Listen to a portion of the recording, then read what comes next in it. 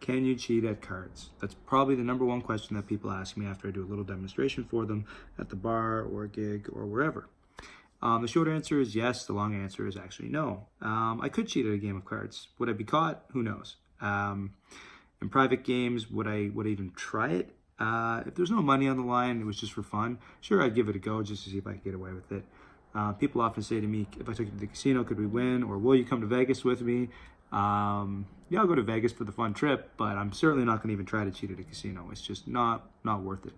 But just to show you how easily somebody could try to swindle you, I'll show you a pretty simple way to stack the deck. So it's using a shuffle that's pretty standard. It's just the overhand shuffle, so it looks kind of like, just like that, just standard shuffle. The cards we're going to use it with are going to be the aces. So I'm going to take them out. There's ace of spades, hearts, diamonds, and clubs.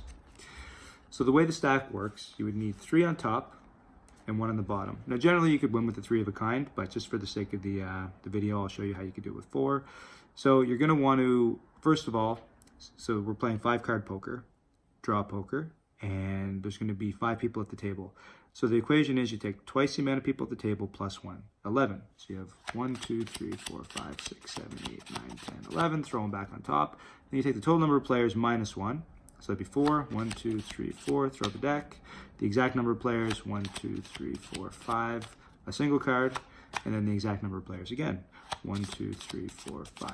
Then you have to have somebody that's there to know exactly where to cut the deck to be able to bring that stack up to the top.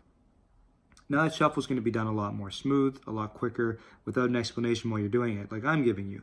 It would just be done very casually at the table. So if you've done it right, when you deal out the 5 hands of cards, 2, 3, 5, 1, 2, 3, 4, 5, 1, 2, 3, 4, 5, 1, 2, 3, 4, 5, 1, 2, 3, 4, and 5. Let's see how we did. So player number 1, they have a couple of 6s, not really a great hand, they might stay in. Oddly enough, player number 2 has the other 6s, nothing else. Player number 3 has not, a hope in hell. Player number 4 has 2 pairs, so they've got the best hand of the group. And of course, if the stack worked the way it should have, player number 1 will have the 4 aces. So in this game, in this exact hand, you might make a little bit of money off the person with 2 pair, but generally everybody else is probably going to opt out of the hand pretty quickly, so you're not going to make any money. Not really a good reason to advantage play, and there are other ways that you could cheat.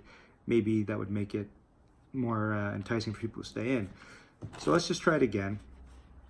I'm just going to give the cards a little bit of a mix, and we're going to deal out some hands again. This time, if everything worked out the way I hope it did with the shuffle, 1, 2, 3, 4, 5, 1, 2, 3, 4, 5, 1, 2, 3, 4, 5, and the last card, 2, 3, 4, 5. If everything worked out the way that it should have, you might be able to pull off a little bit more of a pot this time. So player number 1, this guy here, or girl, they're going to have a flush, which is generally a good hand, but they don't entirely have the flush. They're missing 1 card. It's going to be in hearts, and they're going to be having one non-heart. So there we go. There's a 3, 7, 4, 9 of hearts and an 8 of spades. Player number 2, they're going to have 2 pair, queens and 10s. Not a bad hand, but enough for them to stay in. Player number 3's got the best hand. They've got a 4 of a kind and deuces.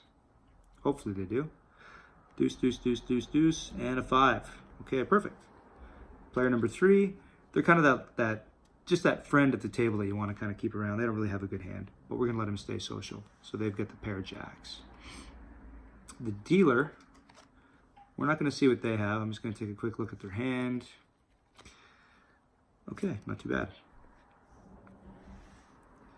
So let's draw poker. So this guy's going to get rid of the 8, and he's going to draw a heart to complete the flush. The next player, they're going to get rid of that single 3, and they're going to draw a queen to complete the full house, queens and 10s. The next player, they don't need a card. They have 4 of a kind. It can't get any better than that unless there are wild cards, and in this case, there are not. The last player, next to the dealer, has a pair of jacks. So logically, they're going to get rid of these 3 cards and try to improve on their hand. They're going to draw 3 aces straight from the deck. 2, 3. Now what they should have done was actually gotten rid of one of those jacks, because if they had they would have drawn the last ace, which is the ace of spades, which is going to go to the dealer, and the dealer's going to get rid of that 4 diamonds that was at the bottom of their hand. And with that ace of spades, it's going to complete a pretty good hand In this case, it's going to be the royal flush and spades.